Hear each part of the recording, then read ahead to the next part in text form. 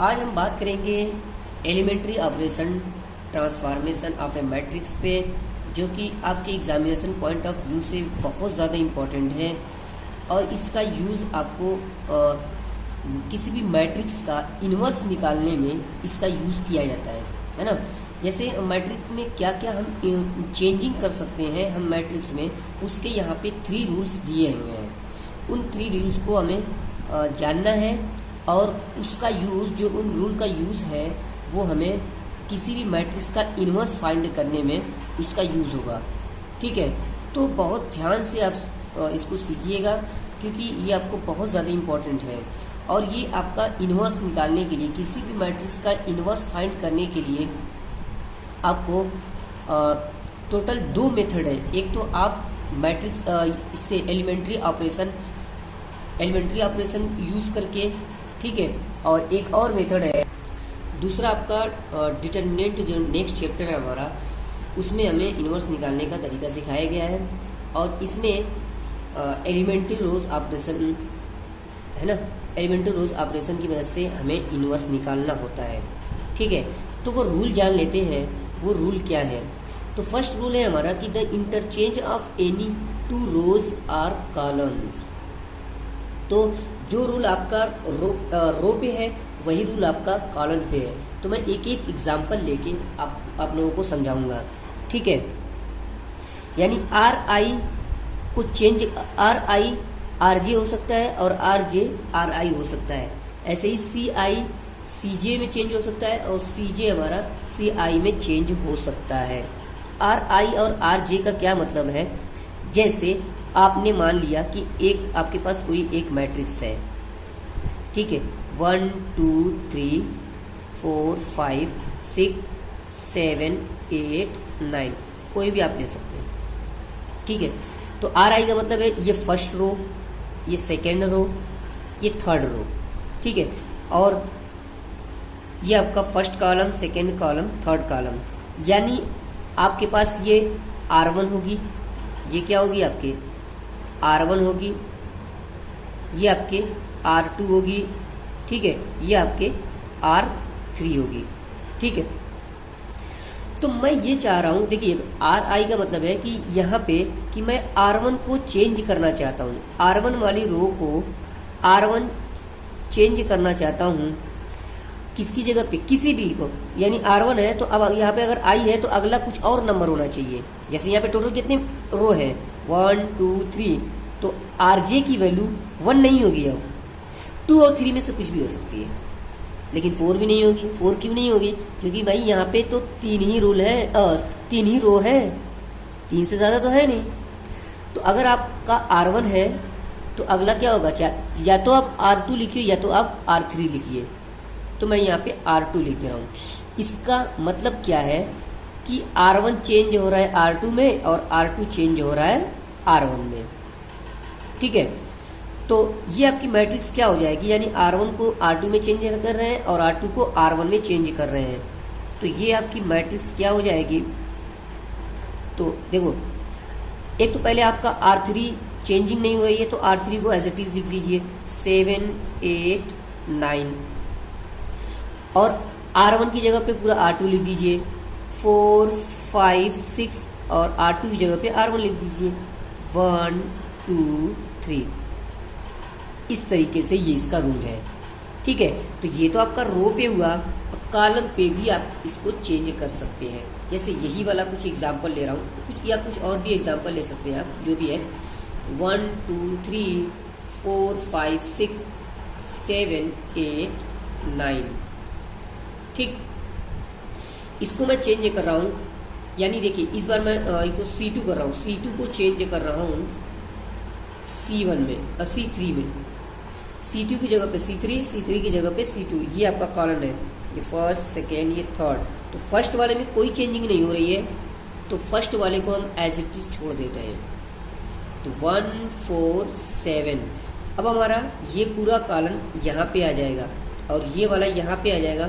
तो 3 6 है ना, 3 6, और यहाँ पे आपका 9, यहाँ पे 2 5 और 8। ठीक है, तो ये आपका फर्स्ट रूल है। अब सेकेंड रूल हम देखते हैं। सेकेंड रूल है हमारा कि the multiplication of the elements of any rows or column by a non zero number. ठीक है, यानी आर आई को मैं चेंज करके के आर आई कर सकता हूँ, और ऐसे ही कॉलम में भी कि सी आई को चेंज करके के सी आई कर सकता हूँ। ठीक है, तो इसका एग्जाम्पल भी एक ले रहे हैं कि a इज इक्वल टू हमने ले लिया है 1 2 3 4 5 6 7 8 9। ठीक है, ये हमारा a है, और मैं यहाँ पे चेंज करना चाहता हूँ, यानी R1 को या R2 को या R3 को किसी भी एक को आप चेंज कर दीजिए। ठीक है, यहाँ k क्या है कि कोई एक कांस्टेंट है, कोई एक नंबर है, स्केलर नंबर, कोई एक नंबर है सिर्फ। ठीक है, जैसे मैं मान लीजिए कि मैं R1 को, यहाँ पे I है तो यहाँ पे भी I होना चाहिए, अगर यहाँ पे 1 है तो यहाँ पे 1, यहाँ पे 2 है तो यहाँ पे 2, यहाँ पे 3 है तो यहाँ पे 3 होना चाहिए। उस वाले में, इसके पहले वाले में यहाँ पे I था तो अगला J था, सेम नहीं था। यहाँ पे ध्यान दीजिए, I है तो I है, यहाँ पे भी I है तो I ही होना चाहिए। तो अगर R1 को मैं चेंज करना चाहता हूँ, R1 को चेंज करना चाहता हूँ, और K की जगह पे कोई भी एक नंबर लिख दीजिए। मान लिया हमने 5 लिख दिया, 5 से मल्टीप्लाई, है ना, 5R1, यानी इसका क्या मतलब है, R1 के सभी एलिमेंट में आपको 5 से मल्टीप्लाई करना है। तो R1 चेंज होके 5R1 हो जाएगा, यानी अब ये A क्या हो जाएगी, मैट्रिक्स। तो R2 और R3 तो एज इट इज होगी। ठीक है, तो पहले मैं मल्टीप्लाई करके रखूँगा। R1 चेंज हो रहा है, R1 कैसे चेंज हो रहा है, यानी उसके एलिमेंट में 5 से मल्टीप्लाई हो रहा है। सभी R1 के एलिमेंट में 1 है तो 5 1 ज़ा, यहाँ पे ऐसे लिख दे रहे हैं 1 मल्टीप्लाई बाई 5, 2 मल्टीप्लाई बाई 5 और 3 मल्टीप्लाई बाई 5, और ये 4 5 6 7 8 9। ठीक है, थोड़ा और सिंप्लीफाई कर सकते हैं आप, 5 10 15 4 5 6 7 8 9, इस तरीके से आपका चेंजिंग हो गया। ठीक है, आप R1 है, R2 में भी ऐसे कर सकते हैं, या R3 में भी आप चेंज कर सकते हैं। ठीक है, तो इस तरीके से आपका, अगर मैं इसमें एक एग्जांपल लेके बताऊंगा आप लोगों को, तो यहाँ पे भी आप कोई एग्जांपल ले लीजिए। जैसे मैं एक छोटी सी मैट्रिक्स का एग्जांपल ले रहा हूँ, A इज इक्वल टू 2 + 2 की 1 2 3 4। ठीक है, तो इसमें चेंज कर रहा हूँ मैं, C2 को चेंज कर रहा हूँ।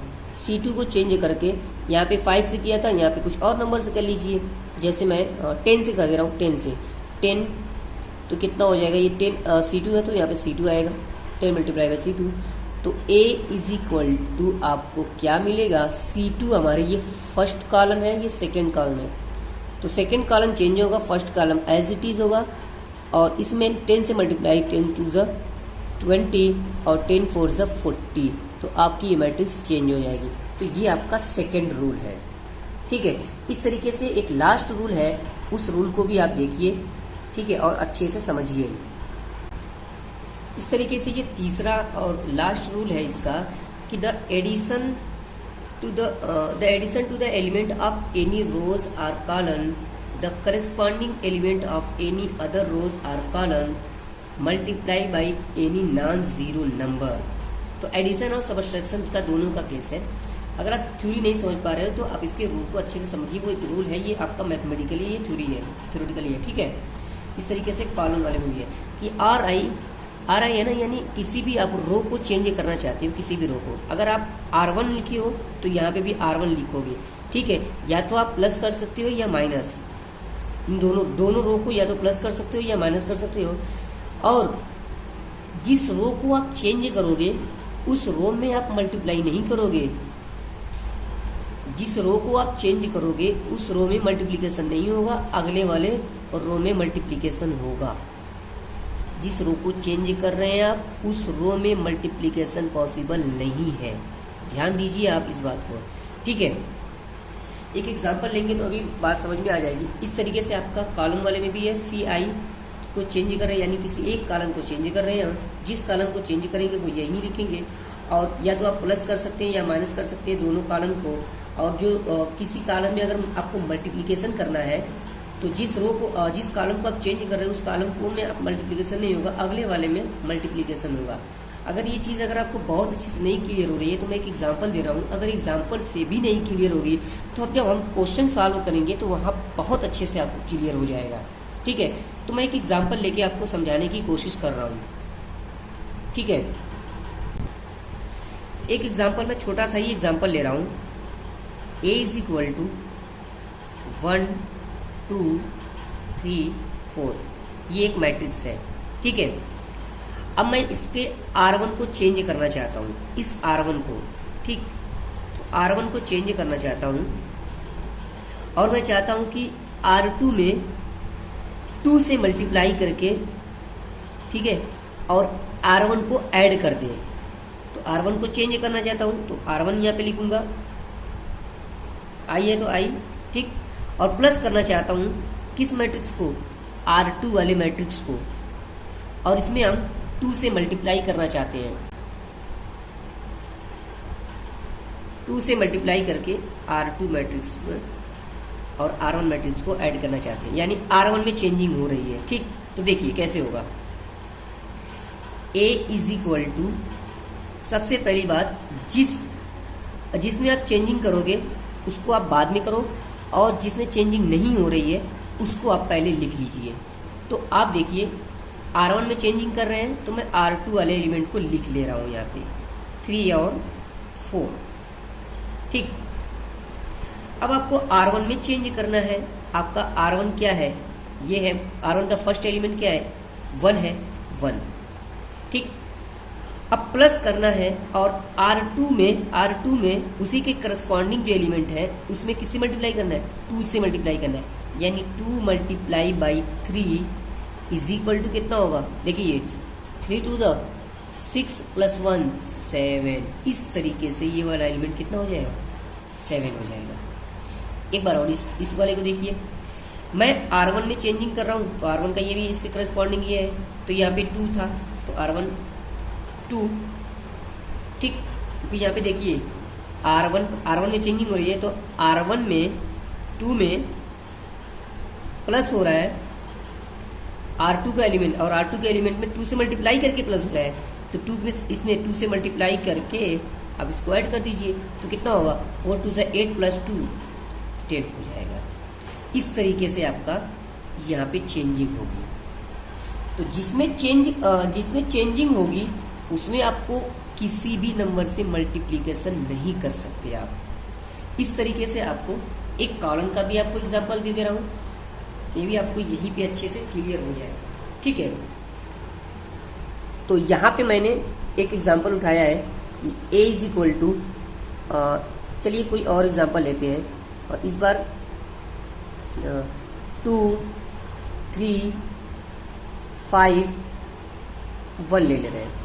ठीक है, एक एग्जांपल उठाया और मैं चाह रहा हूँ कि C2 एलिमेंट को, C2 को चेंज करूँ, C2 कॉलम को, एलिमेंट नहीं कॉलम को, तो C2 को C2 ही रख दे रहा हूँ। ठीक है, और इस बार मैं कुछ माइनस करके देख रहा हूँ। ठीक है, माइनस, हालांकि आपका एडिशन है, देखिए आपके बुक में सिर्फ एडिशन दिया हुआ है ना, एडिशन दिया हुआ है, माइनस भी कर सकते हैं आप। ठीक है, तो मैं यहाँ पे माइनस कर रहा हूँ, हालांकि माइनस का मतलब ये होता है जैसे कि 2 और 5 को, जैसे अगर मैं यहाँ पे आपको दिखाऊँ एक चीज़ कि आप अगर मान लीजिए 2 और 5, ठीक है, इन दोनों को ऐड करना है तो आप सिंपल सा 2 + 5 कर दोगे। और अगर एलिमेंट ये है कि 2 - 5 है, अगर मैं कहूँ इन दोनों एलिमेंट को आप प्लस कीजिए तो आप प्लस कर दोगे तो ऑटोमेटिकली क्या हो जाएंगे, माइनस हो जाएंगे। तो वही केस आता है, इसलिए वहाँ पे मैंने माइनस भी दिखा दिया है। ठीक है, तो आप नोट्स में यहाँ पे तो एक काम कीजिए कि चलिए ठीक है, ऐसे भी कर सकते हैं, जैसे यहाँ पे अगर मल्टीप्लाई अगर माइनस के नंबर से करते तो आपका ये टोटली माइनस हो सकता था। ये हमने रूल दिखा दिया, इससे कोई प्रॉब्लम नहीं है। तो C2 किसी और नंबर से मल्टीप्लाई करना चाहते हैं, जैसे मैंने माइनस कर रहे हैं 3 से कर ले रहे हैं 3C1, कॉलन 1 कॉलन 2 को चेंज कर रहे हैं, ठीक है। तो A इज इक्वल टू, तो कॉलन 2 हमारा चेंज होगा तो कॉलन 1 को एज इट इज पहले लिख ले रहे हैं। अब कॉलन 2 में जो फर्स्ट एलिमेंट रो है, ठीक है, कॉलन 2 का, उसको लिख ले रहे हैं यहाँ पे, इसको थोड़ा पहले इरेज कर दे रहे हैं, ठीक है। तो आपका यहाँ पे C2 का एलिमेंट क्या है, 3 है, ठीक है। माइनस करना है C1 के एलिमेंट में 3 से मल्टीप्लाई करके, तो 3 से मल्टीप्लाई करना है C1 का एलिमेंट क्या है, इसके करस्पॉन्डिंग 2 है, तो यहाँ से 2 इज इक्वल टू कितना होगा, 3 2 6 और 3 माइनस 6 माइनस 3। इस तरीके से ये वाला एलिमेंट भी चेंज होगा। तो 1 माइनस 3 से मल्टीप्लाई करना था, 3 मल्टीप्लाई बाई आपका ये 5 है, ये 5 होगा, कितना होगा 5 3 15, 15 में से 1 आप माइनस करोगे, आपका -14 आएगा। तो यहाँ पे आपका -3 आया, यहाँ पे आपका -14।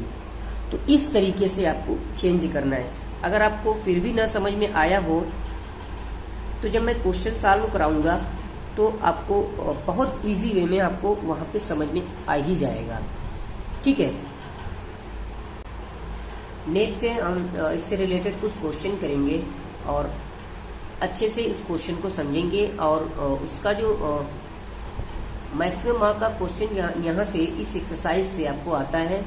6 मार्क्स का लगभग एक क्वेश्चन आता है और काफ़ी लेंथी क्वेश्चन होता है और वहाँ पे कैलकुलेशन बहुत ज़्यादा होती है, इसलिए आप इस एक्सरसाइज में कैलकुलेशन पे आप बहुत ज़्यादा ध्यान दीजिएगा, ठीक है। तो अगले दिन के लिए मैं क्वेश्चन के ऊपर छोड़ रहा हूँ, आप अगले दिन हम क्वेश्चन ट्राई करेंगे। Okay, thank you.